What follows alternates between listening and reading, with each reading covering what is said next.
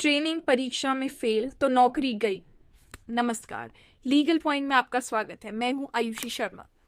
सरकारी नौकरी पाना एक सपना होता है, लेकिन क्या हो अगर ट्रेनिंग पूरी करने के बाद एक परीक्षा में फेल होने पर आपको नौकरी से ही निकाल दिया जाए।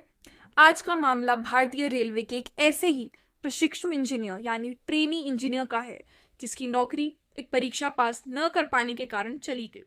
आइए जानते हैं कि सुप्रीम कोर्ट ने इस पर क्या कहा। Details of the case. The title of the case is Union of India and Others versus Alok Kumar. Case number SLP Civil number 17844 वर्ष 2023 से उत्पन्न civil appeal. Date of judgment 9th of September 2025.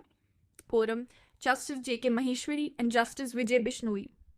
Case का सार, आलोक कुमार को railway में एक प्रशिक्षु यानी ट्रेनी सीनियर सेक्शन इंजीनियर के पद पर नियुक्त किया गया था। उनकी नियुक्ति की एक शर्त यह थी कि उन्हें 52 हफ्तों की ट्रेनिंग सफलतापूर्वक पूरी करनी होगी। इस ट्रेनिंग के अंत में एक परीक्षा होनी थी। आलोक कुमार ने ट्रेनिंग तो की, लेकिन वह अंतिम परीक्षा में फेल हो गए। उन्हें एक और मौका दिया गया, लेकिन वह दूसरी बार भी परीक्षा पास नहीं कर सके। इसके बाद रेलवे ने उनकी सेवाएं समाप्त कर दी। आलोक कुमार ने इस फैसले को पहले सेंट्रल एडमिनिस्ट्रेटिव ट्रिब्यूनल में चुनौती दी, जहां वह हार गए, लेकिन पटना हाईकोर्ट ने उनके पक्ष में फैसला सुनाया। हाईकोर्ट ने कहा कि इस पद के लिए कोई विभागीय परीक्षा यानी डिपार्टमेंटल एग्जाम निर्धारित नहीं थी, इसलिए बर्खास्तगी गलत है। इसके खिलाफ रेलवे ने सुप्रीम कोर्ट में अपील की। The legal points involved in this case. Supreme court में सर्विस लॉ से जुड़े कुछ महत्वपूर्ण सिद्धांतों को स्पष्ट किया।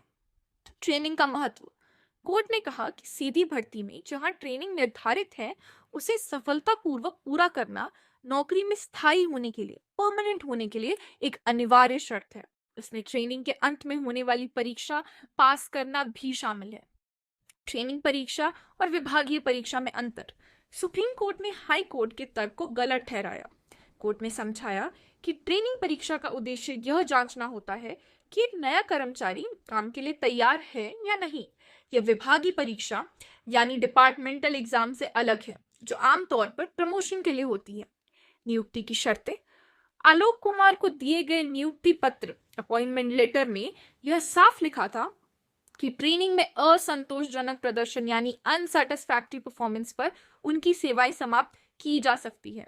उन्होंने इन शर्तों को स्वीकार किया था। भेदभाव का आरोप।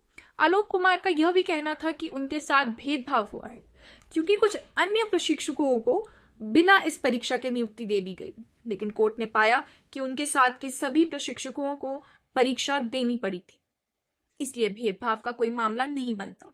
केस का परिणाम, सुप्रीम कोर्ट ने हाई कोर्ट के फैसले को रद्द कर दिया और रेलवे द्वारा की गई बर्खास्तगी को सही ठहराया। कोर्ट ने कहा कि जब नियम और नियुक्ति की शर्तें स्पष्ट थी, तो ट्रेनिंग परीक्षा पास न कर पाने पर सेवाएं समाप्त करना पूरी तरह से वैध था, वैलिड था। यह फैसला हमें बताता है कि सरकारी नौकरियों में भी प्रदर्शन और नियमों का पालन कितना महत्वपूर्ण है। आपकी इस पर क्या राय है, हमें कमेंट्स में जरूर बताएं। धन्यवाद।